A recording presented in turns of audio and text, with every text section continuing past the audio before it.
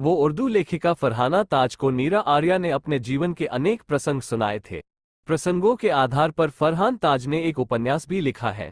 आज़ादी के जंग में नीरा आर्या के योगदान को रेखांकित किया गया है। उन्होंने अपनी आत्मकथा में काला पानी सजा के दौरान उनके साथ हुए अमानवीय घटना के बारे में लिखा है कि मैं जब कोलकाता जेल से अंडमान के जेल में पहुंची तो हमारे रहने का स्थान वही कोठरियां थी जिनमें अन्य राजनीतिक अपराधी महिला रही थी अथवा रहती थी। हमें रात के 10 बजे कोठरियों में बंद कर दिया गया और चटाई कंबल का नाम भी नहीं सुनाई पड़ा।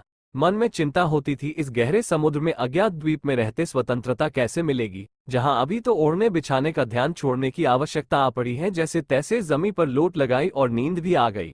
लगभग 12 बजे एक पहरेदार 2 कंबल लेकर आया और बिना बोले चाले ही ऊपर फेंक कर चला गया।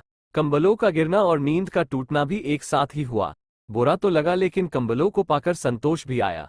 अब केवल वही एक लोहे के बंधन का कष्ट और रह रहकर भारत माता से जुदा होने का ध्यान साथ में था। सूर्य निकलते ही मुझे खिचड़ी मिली और लोहार भी आ गया। हाथ का सांकल काटते समय चमड़ा भी कटा, परंतु पैरों में से आड़ी बेड़ी काटते समय केवल 2-3 बार हथौड़ी से पैरों की हड्डी को जांचा कि कितनी पुष्ट है। मैंने एक बार दुखी होकर कहा, क्या अंधा है जो पैर में मारता है? पैर क्या, हम तो दिल में भी मार देंगे, क्या कर लोगी? उसने मुझे कहा था, तुम्हारे बंधन में हूं, कर भी क्या सकती हूं। फिर मैंने उसके ऊपर थूक दिया और बोला, औरत की इज्जत करना सीखो, जेल अभी दोगी। भारत के पाठ्यपुस्तकों से पता चलता है कि पूरी दुनिया में एकमात्र आज़ादी भारत की आज़ादी है, जिसको बिना खड़ग बिना ढाल यानी कि बिना हिंसा के एक क्रूर हिंसात्मक शासक अंग्रेज से प्राप्त किया गया है। जबकि अन्य कई इतिहासकारों का कहना है कि लाखों क्रांतिकारियों के प्राणों के बलिदान का परिणाम भारत की आज़ादी है।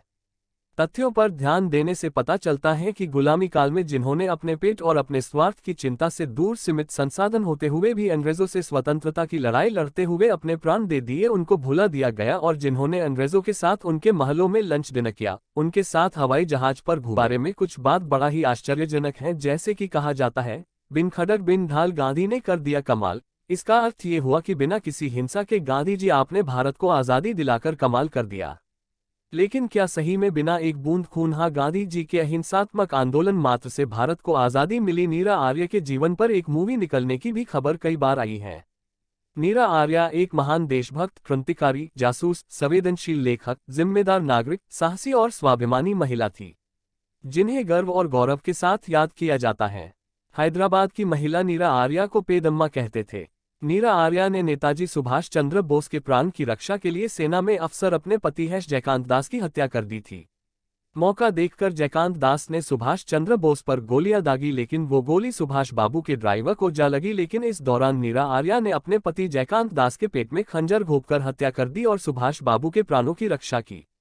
अपने पति हत्या करने के कारण सुभाष बाबू ने नीरा आर्या को नागिन कहा था।